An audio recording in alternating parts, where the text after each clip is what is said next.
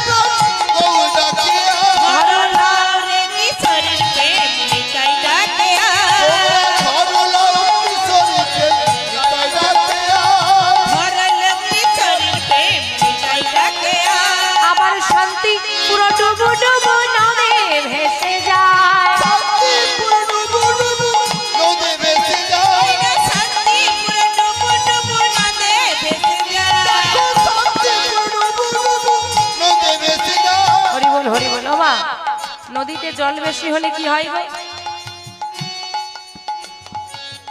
নদীতে জল অতিরিক্ত হয়ে যায়, কি হয়? বন্যা হয়। বাহ, কেমন ভাবে বন্যা হয়? নদীর বাঁধ ভেঙে কি এলাকা জলমগ্ন হয়। তা আজকে মহাজন বললেন বন্যা হলো গো, কুল ভাঙলো। কোন কুল?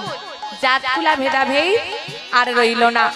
তুমি মুসলিম, তুমি হরিনাম গাইতে পারবে না, তুমি খ্রিস্টান, তুমি নাম গাইতে পারবে না, এমন কোন নিয়ম আর রইল না। যাও মায়াপুরে, দেখে আসবে যত বিদেশিরা আছে সবাই খ্রিস্টান, তারাও আজকে হরিনামে মেতে গিয়েছে। তাই এই কলিযুগেই আমার গৌর হরি নামের প্রচার করতে সে কোনো জাত ধর্মের ভেদাভেদ করেননি। তাই তো তিনি চাঁদ কাজকিকে কল্যাণ করেছেন, চাঁদ কুলা ভেদাভেদ ভেঙে দিয়ে তিনি যবন হরিদাসকে উদ্ধার করে দিয়েছেন। তাই তো বললেন দেখো কুল ভাঙিয়া আবার কুল ভাঙিয়া আবার কুল ভাঙিয়া ঢেউ আসিয়া লাগলো গোরার গায়। নিতাই গৌর হরি হরি হরি বল। আবার কুল ভাঙিয়া ঢেউ আসিলে লাগলো গোরার গায়। উঠিয়া লাগলো গোরার গায়। ধরলা রে কিশোরীর প্রেম, নিতাই ডাকে আয়। নিতাই গৌর হরি হরি বল হরি বল। ধরলা কিশোরীর প্রেম, নিতাই ডাকে আয়।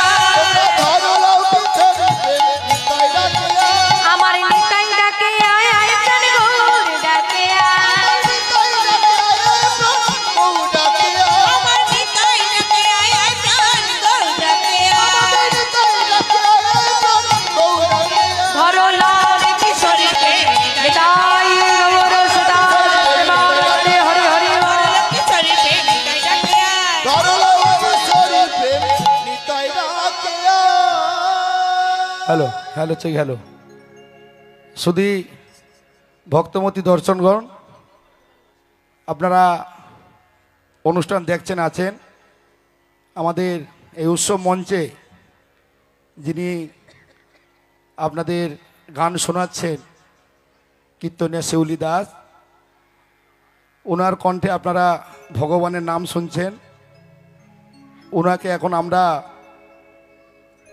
আমাদের বাসন্তী পুজো কমিটির পক্ষ থেকে মালা চন্দন দিয়ে বরণ করে নেব বরণ করবেন আমাদের এই মন্দিরের প্রধান পুরোহিত কৃষ্ণপ্রসাদ দীক্ষিত মহাশয়।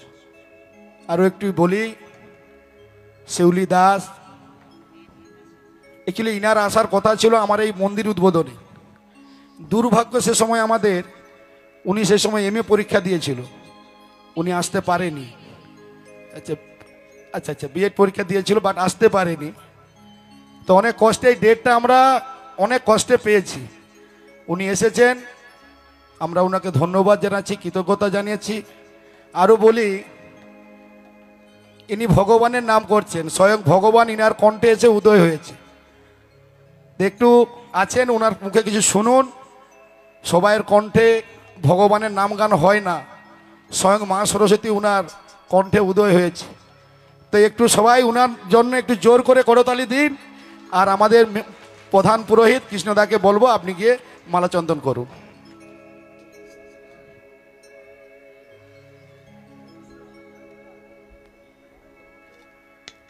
আমাদের এই মহাসপ্তমী উপলক্ষে মহাভোগ চলছে আমাদের শীতলা মায়ের মন্দিরের পিছনে।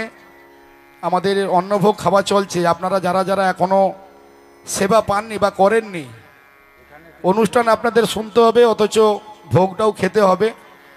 তাই আপনারা যাবেন পিছনে গিয়ে আপনারা ভোগ প্রসাদগুলো খেয়ে নিন। যাদের খাওয়া বাকি থেকেছে আপনারা গিয়ে প্রসাদটা ওখানে গ্রহণ করুন।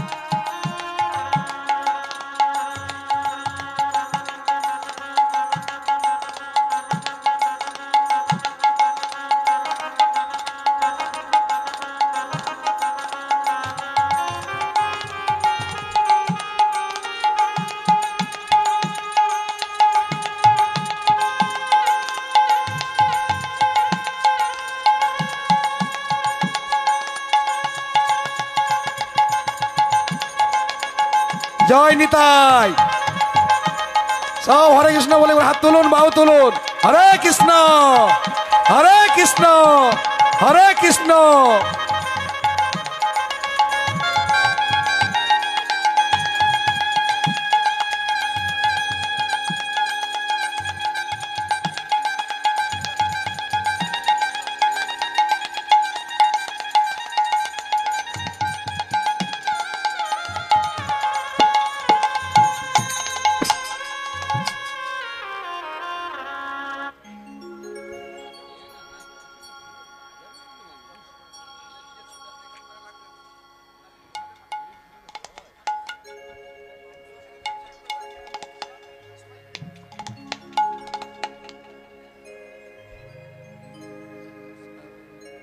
জনিতায় জনার্দন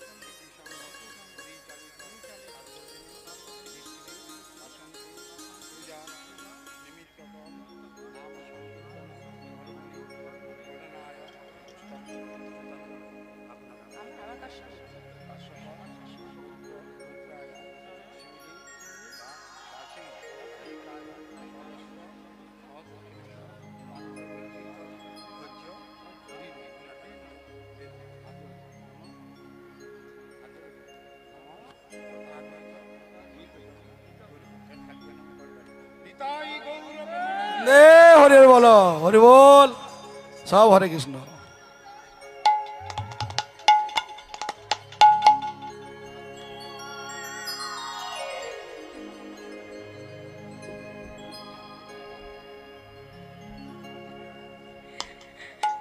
জেনিতাই জেরা জেনিতাই গৌর সুতনাথ প্রমান্দে হরি হরি হরি। যাই হোক মা আসুন আমরা লীলার বিষয়বস্তুর মধ্যে প্রবেশ করি। আর যে বিষয়বস্তু বা যে লীলা আমরা আস্বাদন করব, বৃন্দাবনের যিনি ভগবান শ্রীকৃষ্ণ আমাদের অধিষ্ঠিত রয়েছেন তিনি হলেন, হ্যাঁ গো কে গো, তোমাদের তো জানা কথা, বৃন্দাবনে ভগবান কি নাম নিয়ে রয়েছে? হ্যাঁ, বৃন্দাবনে ভগবান শ্রীকৃষ্ণ কি নাম নিয়ে রয়েছেন বর্তমানে?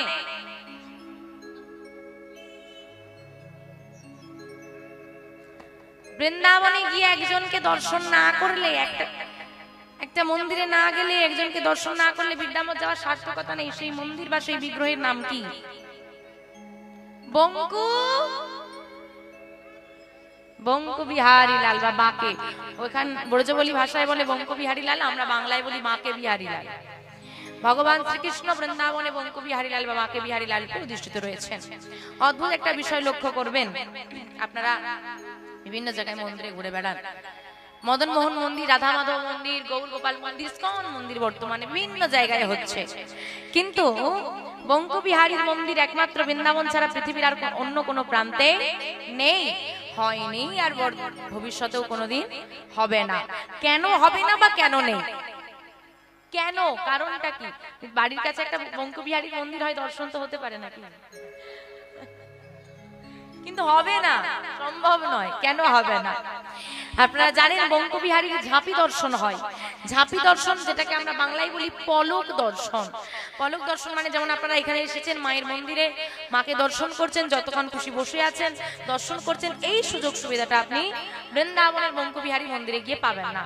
ঝাঁপি দর্শন মানে একটা পর্দা দেওয়া আছে, সেটা বারবার যাবে চলে আসবে, যাবে চলে আসবে, ওই ফাঁকে আপনাকে দর্শন করতে হবে। এই রীতি কেন? কেনই বা বঙ্কু বিহারী লাল নাম হলো?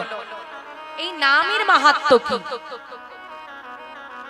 যেমন আপনারা জানেন 4 যুগের 4 ধাম, কলি যুগের হলো কোন ধাম? লীলাচল ধাম, যেটা হলো পুরী ধাম। তা লীলাচল ধামে কে আছে গো? হ্যাঁ, লীলাচল ধামে কে আছে? জগন্নাথ দেব। জগন্নাথ দেব কিন্তু জগন্নাথ দেব ছিলেন না। জগন্নাথ দেব ছিল নীলগিরি পর্বতে নীল মাধব রূপে, বিশ্ববসুর পূজিত আরাধনা দেব নীল মাধব। ইন্দ্রদ্যম্ন রাজার কারণে তিনি জগন্নাথ রূপে, ইন্দ্রদ্যম্ন রাজার মাধ্যম দিয়ে তিনি জগন্নাথ রূপে লীলা করে প্রকাশ হয়েছিলেন আমাদের কাছে। তদ্রূপ বৃন্দাবনের বঙ্কু বিহারী লাল ছিলেন মাধব, সেই মাধব থেকে তার বঙ্কু বিহারী লাল রূপে আত্মপ্রকাশ করা। সব থেকে গর্বের বিষয় কি জানো মা? যাকে দর্শন করার জন্য লক্ষ লক্ষ ভক্ত ছুটে যায় বৃন্দাবনে, সেই বৃন্দাবনের বঙ্কু বিহারী লাল যে ভক্তের কারণে নাম নিয়েছিল বঙ্কু বিহারী লাল, সে ভক্ত হলো আমাদের পশ্চিম বাংলার ভক্ত, যার নাম হলো বিহারী লাল। তাহলে বঙ্কু বিহারী লাল ভগবানের নাম নয়, কার নাম? ভক্তের নাম। সেই ভক্ত, বঙ্কু কথার অর্থ অন্য কিছু নয়, বঙ্কু বা বাঁকে কথার অর্থ বাঁকা। ভগবান 3 ঠায় বাঁকা বলে বঙ্কু বা বাঁকে শব্দটা আমরা ব্যবহার করি। বাকি যে বিহারী লাল নামটা, এই নামটা ভগবানের নাম নয়, ভক্তের নাম। অদ্ভুত বিষয়, যে ভক্তের নাম বিহারী লাল, তার বয়স ছিল 5 বছর যখন বঙ্কু বিহারীকে তিনি প্রকাশ করেন। তার সঙ্গে আমরা আস্বাদন করব যে কেনই বা ভগবান ভক্তের নামকে নিজের নাম করে নিয়েছিলেন, কিভাবে এই ঘটনা সম্পন্ন হলো, কিভাবে বঙ্কু বিহারী লালের আত্মপ্রকাশ হলো, কেনই বা আমরা বঙ্কু বিহারী লালকে আমাদের কাছে পেলাম, কি ঘটনার পরিপ্রেক্ষিতে এই 5 বছরের ছেলেটা কি এমন ঘটনা ঘটালো যে বঙ্কু বিহারী লাল প্রকাশিত হলো, সেই সমস্ত বিষয়বস্তু আজকে আমরা জানতে পারবো। আজকে আমাদের আস্বাদনের বিষয়বস্তু হবে ভক্ত বিহারী লাল শ্রী গুরু নিতাই গৌর সুতানাথ প্রেমানন্দে হরি হরি হরি কিবা কলি ঘর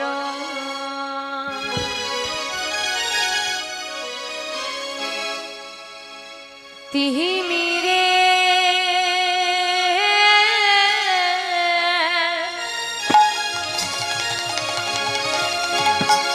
আমাদের গোড়া সল